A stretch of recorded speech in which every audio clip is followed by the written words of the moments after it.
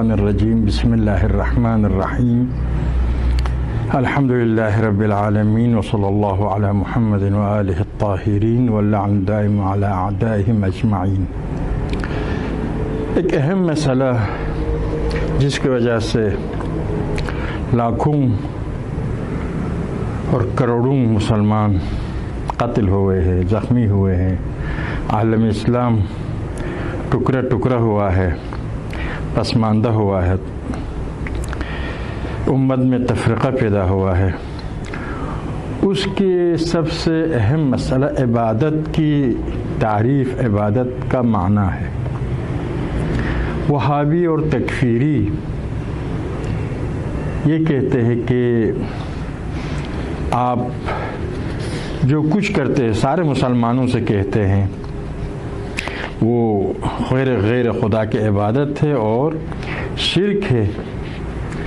زیارت کے لیے جانا، ان کا دن منانا، ان سے شفاعت طلب کرنا، ان کو وسیلہ قرار دینا، یہ سب کے سب شرک ہے اور آپ مشرک ہے اور مرتد ہے۔ اسی لیے کفار کو اگر ہم قتل نہ بھی کریں، مشرکین کو قتل نہ بھی کریں، آپ چونکہ مرتد ہے آپ کو قتل کرنا ہے۔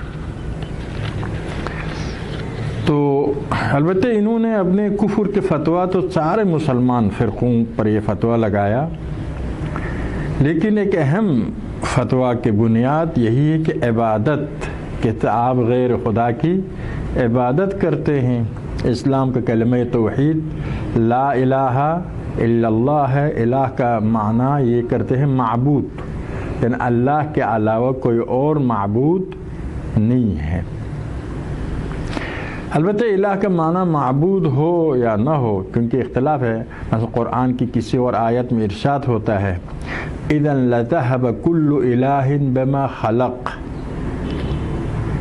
تو اگر کئی خدا ہوتے تو ہر خدا اپنی مخلوقات کو لے کر جاتا۔ یہاں پر الہ بمعنی خالق آیا ہے، یعنی ہر خالق اپنے مخلوقات کو لے کر جاتا۔ بعض مفکرین اسلام سید قطب وغیرہ کہتے ہیں کہ نہیں، الہ بمعنی یا رب ہے، حاکمیت ہے، کوئی حاکم، کوئی مالک اللہ کے علاوہ کوئی نہیں ہے۔ ایک معنی وہی عرض کیا خدا کے معنی میں ہے، لا الہ یعنی کوئی خدا نہیں ہے، کوئی مالک نہیں ہے اللہ کے علاوہ۔ اور وہابی اس پر زیادہ تاکید کرتے، لا الہ کا معنی کوئی معبود نہیں ہے اللہ تعالیٰ کے علاوہ۔ اب یہ فرق نہیں پڑتا ہے، توحید در عبادت سارے مسلمانوں کے پاس ایک مسلم حقیقت، صرف یہ سمجھنا ہے کہ توحید در عبادت کیا ہے، یعنی توحید در عبادت ایک مسلم حقیقت ہے، توحید کے اہم اور بنیادی ایک قسم ہے، اس کو مانے بغیر ایک انسان مسلمان اور موحد نہیں بن سکتا ہے۔ صرف یہ ہے کہ عبادت کا مطلب کیا؟ عبادت لغوی، یہ وہابی لغویین کی بات کے بنا پر عبادت کی معنی یوں کرتے ہیں۔ لغویین یہی کہتے ہیں، اختلاف لغویین کے درمیان، بعض لغوی کہتے ہیں اظہار تذلل کرنا، کسی ہستی کے سامنے تسلیم کا، خاضع ہونے کا، خاشع ہونے کا، رام ہونے کا، مطیع ہونے کا، خاکسار ہونے کا کیا ہے؟ اظہار کرے۔ عبادت یعنی اظہار تذلل، عبادت تذلل، کسی غیر کے سامنے تذلل یعنی کیا؟ یعنی تسلیم ہو جانا اور اس کا رام ہو جانا، خاکسار ہو جانا، تو یہ معنی ہے۔ بعض لغویین نے کہا ہے، لغت کے ماہرین نے، عبادت کا معنی کیا ہے؟ کیا ہے؟ اعلیٰ درجے کے تذلل کا اظہار، یعنی اعلیٰ درجے کی تسلیم، فرمانبرداری،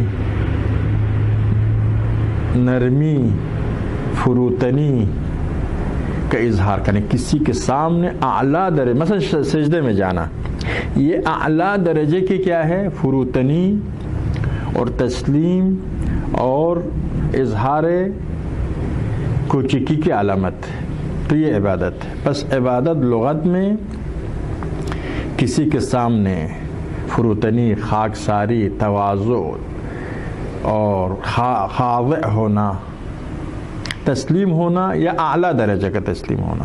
اسی بنا پر کہتے ہیں کہ آپ سارے مسلمان، سارے فرقے اولیاء کو مانتے ہیں، ان کو وسیلہ قرار دیتے، زیارت کے لیے جاتے ہیں، ان سے شفاعت طلب کرتے، یہ سب کے سب کیا ہے؟ ان کے سامنے تذلل ہے اور سب مشرک ہیں، عبادت میں مشرک ہے۔ عبد الوہاب نے اسی لیے کہا کہ مشرکو زماننا، ہمارے زمانے کے جو نام نہاد مسلمان ہیں سب کے سب مشرک ہے، اسی لیے انہوں نے سب ہمیشہ مسلمانوں کا قتل عام کیا اور اب تک بھی مسلمانوں کا قتل عام کر رہے ہیں۔ تو لغت کے ماہرین کی بات کس حد تک معتبر ہے، آپ علم اصول میں جانتے ہیں کہ اس پر کافی گفتگو ہوتی ہے، اور لغوی کے بعد حجت نہیں ہے۔ کیوں؟ لغوی لفظ کے معنی حقیقی کی تلاش نہیں کرتا، لغوی صرف دیکھتا ہے کہ عربی زبان میں حقیقتاً ہو یا مجازاً ہو یہ لفظ کن معنی میں استعمال ہوا ہے، لیکن اس لفظ کا عربی زبان میں معنی حقیقی کیا ہے کسی لغت کی کتاب میں یہ نہیں ملے گا۔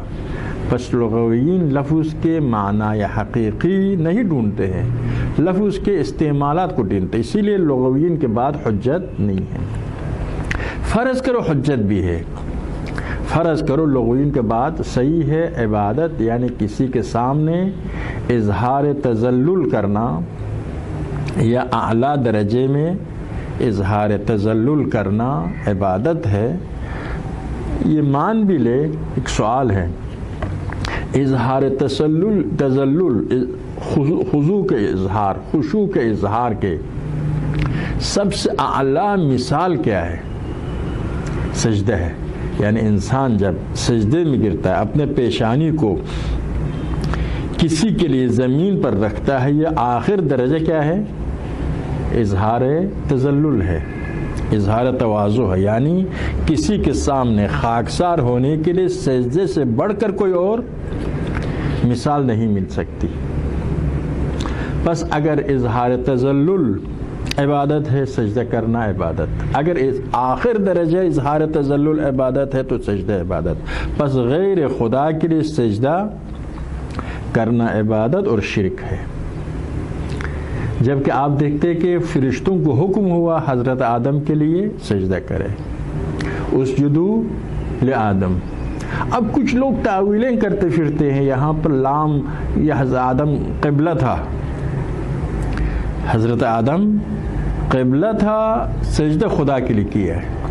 آپ خود قرآن میں دیکھیے، قرآن کے ظاہر حجت ہے، قرآن کو دیکھیے، اسجدوا للہ بھی ہے، وہاں پر بھی لام جار رہا ہے، اسجدوا لآدم بھی ہے، ایک ہی عبارت۔ یہ کہاں سے آپ نے نکالا کہ اسجدوا لآدم جب کہا آدم قبلہ بن گیا ہے، اسجدوا للہ جب کہا خدا مسجد ہو گیا؟ نہیں، بالکل ایک ہی عبارت ہے قرآن کی۔ تو فرشتوں نے آدم کے لیے سجدہ کی ہے، اس کے بعد اگر آدم کے لیے سجدہ نہیں کیے تو شیطان کو کیوں غصہ آیا؟ شیطان کو حسد تکبر کیوں پیش ہوا؟ اسجد لمن خلقت، آیا میں سجدہ کروں اس کی جو اس کو آپ نے مٹی سے بنایا ہے۔ اگر حضرت آدم قبلہ ابھی خانہ کعبہ پتھر سے بنا ہو، اس کی طرف سجدہ کرنے کو کوئی اپنے لیے کیا ہے؟ اظہار توہین نہیں سمجھتا ہے۔ تو اگر آدم قبلہ تھا تو پھر شیطان کو اتنا غصہ نہ آتا۔ یہ تو ایک قرینہ ہے، لیکن اصل لفظ کا معنی یہ ہے اسجدوا لآدم، یعنی آدم کے لیے سجدہ کرو۔ خصوصاً یہ وہابی جو کہتے ہیں کیا لفظ کو اپنے معنی سے آپ خارج نہ کرے، تعویل نہ کرے، تو کہ اس کا معنی یہی، اس کا دوسرا کیا معنی ہے؟ بس خدا نے شرک کا حکم دیا۔ یا حضرت یوسف کے مسئلے میں حضرت یوسف کے سامنے کیا ہوا؟ قرآن میں ہے کیا ہے؟ حضرت یعقوب اور ان کی زوجہ اور ان کے 11 فرزند نے حضرت یوسف کے سامنے سجدہ کیا، انی رأیت 11 کوکبا والشمس والقمر رأیتهم لی ساجدین. اس کے آخر میں سجدہ جب کیا فرمایا ھذا تأویل رویا. قرآن میں ہے کہ سجدہ کیا ہے، خدا کے نبی نے سجدہ کیا ہے، اور خدا نے بھی اس کی مذمت نہیں کی بلکہ تعریف کی ہے. پس حضرت یوسف کے لیے بھی سجدہ فوقعوا لہ ساجدین، یوسف کے لیے لہو ہے یہاں پر بھی.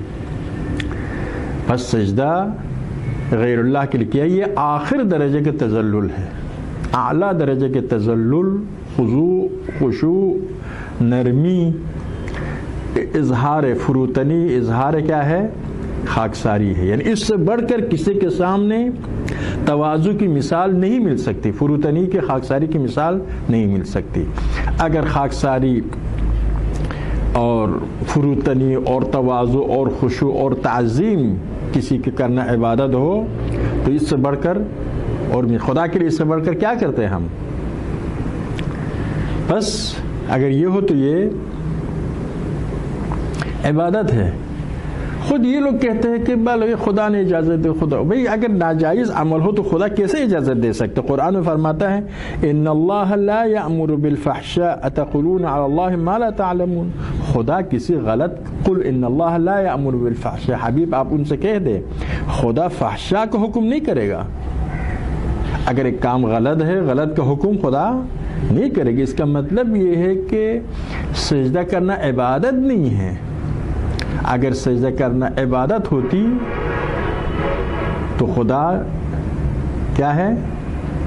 اگر سجدہ کرنا عبادت ہوتی تو اور عبادت شرک ہے تو خدا شرک کا حکم نہیں کرتا. ان شرک لظلم عظیم، شرک عظیم ظلم ہے. بس یہاں سے پتہ چلا کہ سجدہ کرنا عبادت نہیں ہے، اسی لیے خدا کے نبی نے، فرشتوں نے سجدہ کیا اور سجدہ کرنے کا حکم خدا نے دیا. عبادت کا معنی وہی ہے. اسی لیے عبد کو عبد کیوں کہتے ہیں؟ اپنے مولا کے سامنے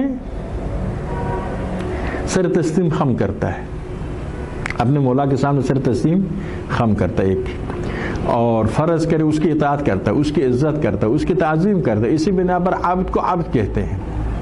عربی زبان میں جو روڈ بن گیا اور راستہ بن گیا ہو، صحیح طریقے سے چلنا آسان ہو جائے، طریق معبد کہتے ہیں. یعنی آپ کی اطاعت میں ہے گویا وہ راستہ. تو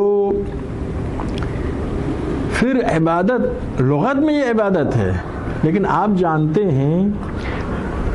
جانتے بہت سے ایسے الفاظ ہیں جو لغت میں ایک معنی کے لیے استعمال ہوا ہے، شاعر نے کسی اور معنی میں استعمال کیا ہے. صلاۃ لغت میں عربی زبان میں کس معنی کے لیے ہے؟ ابھی بھی ہے، ختم نہیں ہوا یہ معنی. دعا کے معنی میں ہے، لیکن قرآن و سنت نے اس کو کس میں استعمال کیا ہے؟ نماز میں.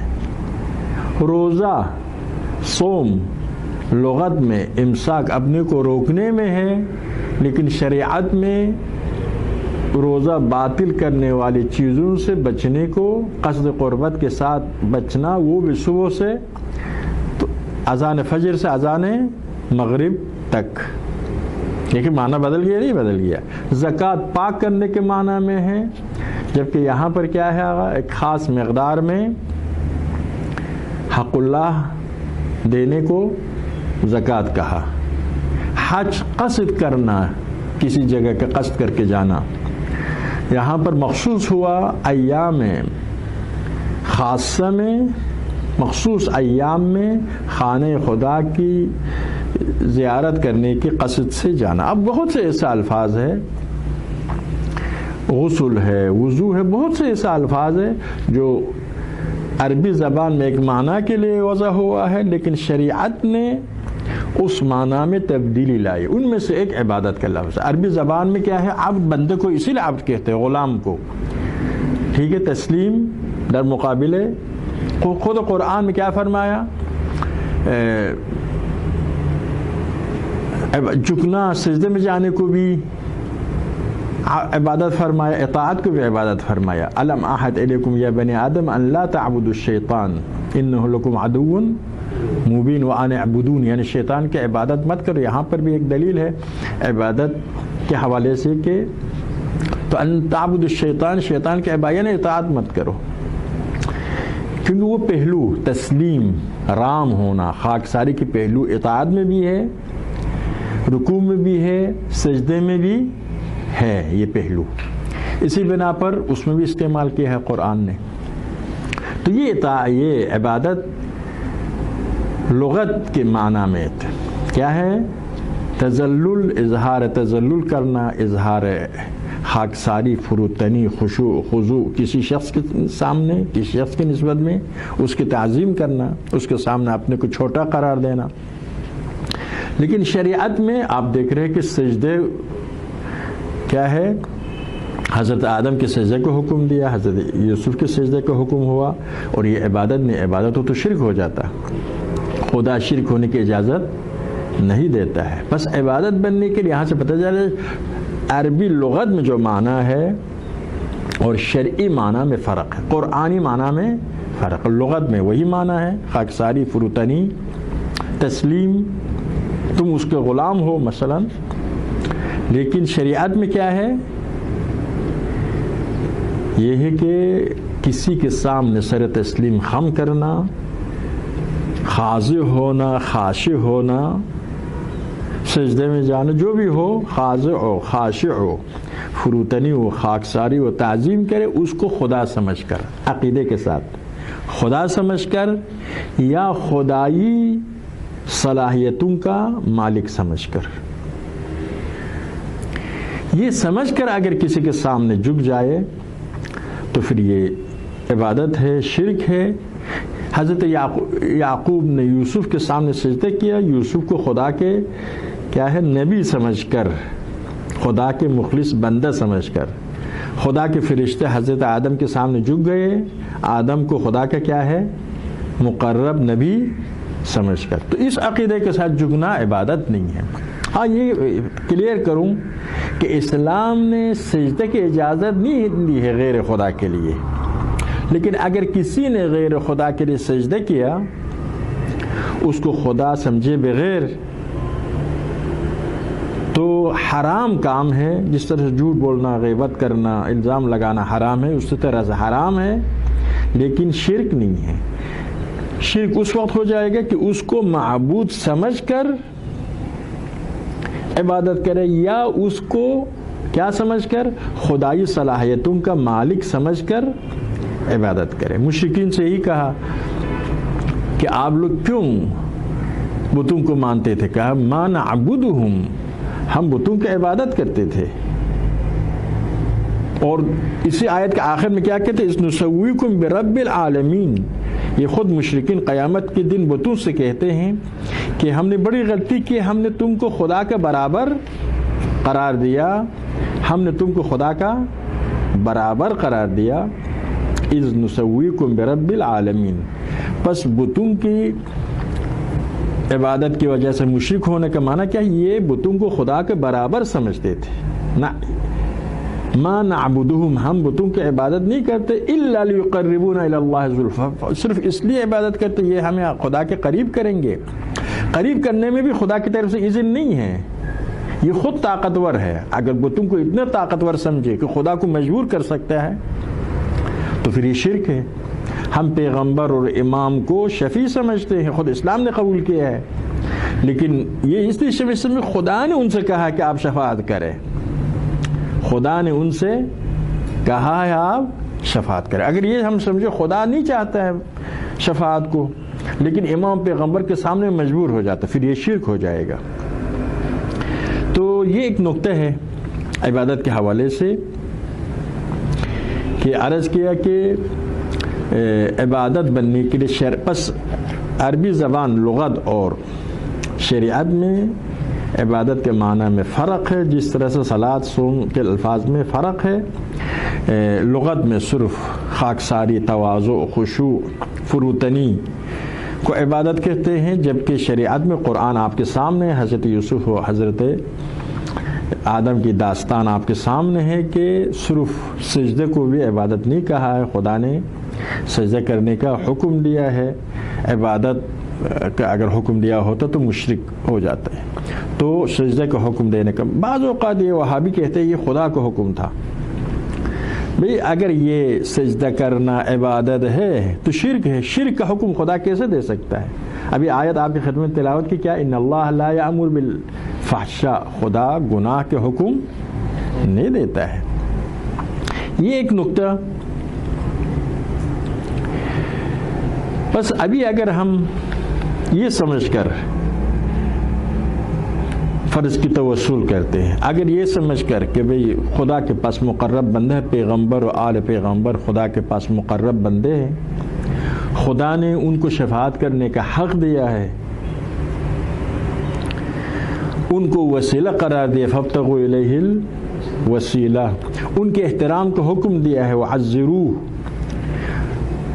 اور ومن یعظم شعائر اللہ وغیرہ وغیرہ. تو اس بنا پر اگر ہم ان کی تعظیم کریں، احترام کریں، یاد منائے تو کیا ہے؟ یہ عبادت نہیں ہے بلکہ خدا کی عبادت ہے کہ ہم خدا کی اطاعت کر رہے ہیں ان مسائل میں. یعنی خدا کی حکم سے ہم پیغمبر کی اطاعت کرتے، اہل بیت کی اطاعت. جب ہم سے کوئی پوچھتا ہے تم کیوں اطاعت کرتے ہو تو ہم کیا کہتے ہیں؟ اطیعوا اللہ واطیعوا الرسول واولی الامر منکم، انما ولیکم اللہ ورسولہ والذین آمنوا الذین یقیمون الصلاۃ ویؤتون الزکاۃ وہم راکعون. پس خدا کی اطاعت ہے، حقیقت میں تسلیم در مقابل خدا ہے، کیونکہ خدا نے ان کی اطاعت کو حکم دیا، اسی لیے یہ عبادت نہیں ہے. ایک نقطہ یہ ہے کہ خدا اور غیر خدا میں فرق کیا ہے؟ خدا سمجھ کر عرض کیا ابھی نا، خدا سمجھ کر اگر اس کی تعظیم کرے، اس کے سامنے خاکساری کرے تو شرک ہے، ورنہ بندے خدا سمجھ کر کریں گے تو شرک نہیں ہے. خدا اور غیر خدا میں بنیادی فرق کیا ہے؟ فرق یہ ہے کہ میں آپ کو مثال دیتا ہوں. والدین، ایک انسان دنیا میں آتا ہے والدین کے ذریعے، اس کو رزق دینے والا پہلا ماں کے دودھ ہے، پھر والدین کما کر اس کو رزق دیتے ہیں. تو بچے کا رازق بھی والدین، خالق بھی والدین، تو کیا شرک ہو جائے گا؟ ہم سمجھتے ہیں کہ والدین کو یہ صلاحیت خدا نے دی ہے. یعنی یہ عالم جو خدا نے خلق کیا ہے ایک سسٹم ہے، عالم اسباب و مسببات ہے، ایک سسٹم ہے.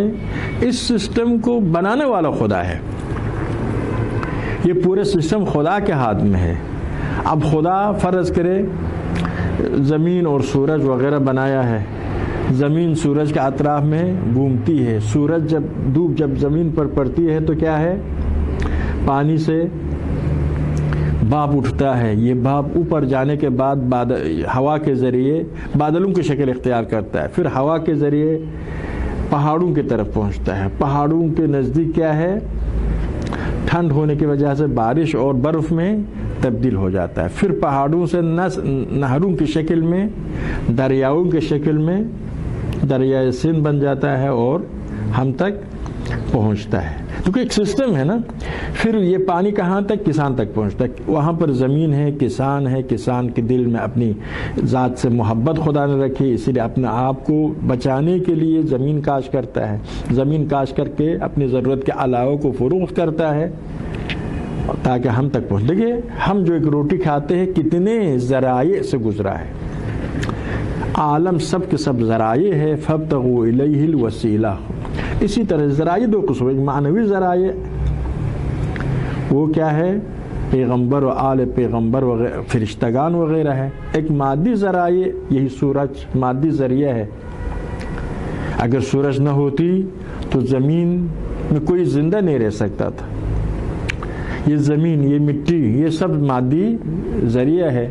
آدمی بیمار ہو جاتا ہے، ڈاکٹر کے پاس جاتا ہے، جڑی بوٹی سے شفا آتا ہے. اب یہ جڑی بوٹی سے مدد لینے میں کوئی حرج نہیں ہے. پیغمبر امام شرک ہو جاتے. کس بات ہے؟ عالم میں کیا ہے؟ نظام اسباب و مسببات ہے. غیر خدا سے جو ہمیں فائدہ ملتا ہے وہ کیا ہے؟ کیوں ملتا ہے؟ خدا نے ان کے اندر یہ فائدہ رکھا ہے.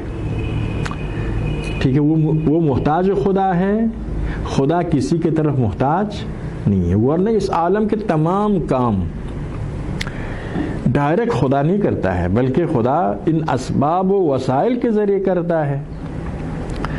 بعض اوقات ڈائریکٹ بھی ہے، دعا کریں گے ڈائریکٹ بھی ہو سکتے ہیں، لیکن 99% سے زیادہ آپ کسی مقصد تک کیسے پہنچتے؟ اسباب و وسائل کے ذریعے پہنچتے ہیں۔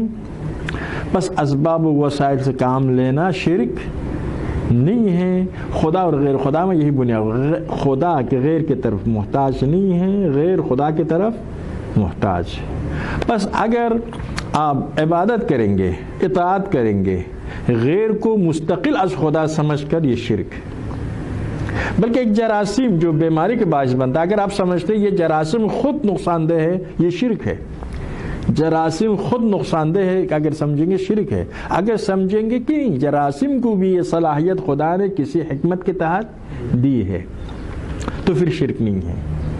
ڈاکٹر اگر سمجھیں ڈاکٹر یا جڑی بوٹی خود آپ کو شفا دیتے، شرک ہے، لیکن آپ سمجھتے جڑی بوٹی کے اندر یہ اثر خدا نے رکھی ہے تو پھر شرک نہیں ہے۔ غیر خدا کیا ہے؟ خدا کی طرف محتاج، اسی لیے کسی کے سامنے جھک جائیں گے آپ، اطاعت کریں گے۔ ایک امریکہ کے سامنے جو جھکنے والے ہیں، کیا وہ خدا کے حکم کی وجہ سے جھکتے ہیں؟ نہیں، وہ شرک ہے۔ امریکہ کے سامنے جھکتے ہیں کیا سمجھ کر؟ بھائی طاقتور حکومت ہے، اس کے نہیں مانیں گے تو ہمارے خیر نہیں ہے، تو یہ شرک ہے۔ امریکہ کے سامنے اس عقیدے کے ساتھ جھکنا ایک قسم کے شرک ہے۔ البتہ یہ تفصیلی گفتگو کی ضرورت ہے، اسی ایک مختصر مثال تھی۔ خدا سے کسی کے سامنے جھکتے ہیں، حدیث میں من اصغى الى ناطق فقط عبد، کسی بولنے والے کی بات ماننے والا در حقیقت اسی کی عبادت کرتا ہے۔ بولنے والا خدا کی طرف سے بول رہا ہو، فإن كان من اللہ فقط عبد اللہ، خدا کی عبادت کی ہے۔ وإن كان من غیر، اگر غیر خدا کی طرف سے بول رہا ہے تو غیر خدا کی اطاعت کی ہے۔ تو معیار یہ ہے کہ آپ عبادت کا معیار کیا ہے؟ یہ ہے کہ جھکنا، تسلیم ہونا، یہ صرف عبادت، پیغمبر کے سامنے تسلیم ہو جائے، امام کے سامنے تسلیم ہو جائے۔ اپنا دل ڈاکٹر کے تسلیم کرتے ہیں، اگر تسلیم ہو جائے دل کا آپریشن کے لیے اپنے آپ کو ڈاکٹر کے سامنے تسلیم کرتے ہیں، اس لوگوں کو کہتا ہے اس پر آپ عمل کرتے ہیں۔ اگر اس کو خدا سے بے نیاز سمجھ کر اس کے سامنے تسلیم ہو جائیں گے، شرک، چاہے پیغمبر کے سامنے، چاہے امام کے سامنے، چاہے ڈاکٹر کے سامنے، چاہے جڑی بوٹی، چاہے جراثیم کو آپ کیا ہے مستقلاً مؤثر سمجھے۔ اور لیکن اگر آپ سمجھتے ہیں جراثیم بھی اذن خدا کے بغیر نقصان نہیں دے سکتا، جڑی بوٹی بھی، ڈاکٹر بھی اذن خدا کے بغیر شفا نہیں دے سکتا، پیغمبر خدا بھی اذن خدا کے بغیر ہماری مسائل کو حل نہیں کر سکتا ہے، فرشتگان خدا بھی اذن خدا کے بغیر ہمارے لیے کچھ نہیں کر سکتے ہیں، تو اس وقت یہ شرک نہیں ہے۔ تو اب یہ ہو، بس شرک عبادت کا معیار کیا ہوا؟ یہ کہ جس ہستی کی اطاعت کرتے ہیں، اس کے سامنے سر تسلیم خم کرتے ہیں، اس کو خدا یا خدائی صلاحیت کا مالک سمجھ کر کرے تو شرک ہے۔ شرک در عبادت ہے، آدمی مشرک ہو جاتا ہے۔ خدائی صلاحیت کا مالک ہونا کیا ہے؟ یعنی اس کو مستقل سمجھنا، بے نیاز صرف خدا۔ انتم الفقراء یا ایھا الذین آمنوا انتم الفقراء الی اللہ واللہ هو الغنی الحمید، تم سب خدا کی طرف فقیر ہو، خدا بے نیاز۔ بے نیاز ہونا خدا کی صفت ہے، مستقل ہے، کسی کی طرف محتاج نہیں ہے، غیر خدا سب اس کی طرف محتاج ہے۔ اس عقیدے کے ساتھ اب کوئی آدمی فرض کیجئے کسی بھی ہستی کی تعظیم کرتا ہے، سمجھتا ہے کہ خدا کی طرف، اب جس ہستی کی میں تعظیم کرتا ہوں خدا کی طرف محتاج نہیں ہے، تو یہ شرک ہو جائے گا۔ ہمارے معاشروں میں یہ غفلت ہے، شرک خفی ہے۔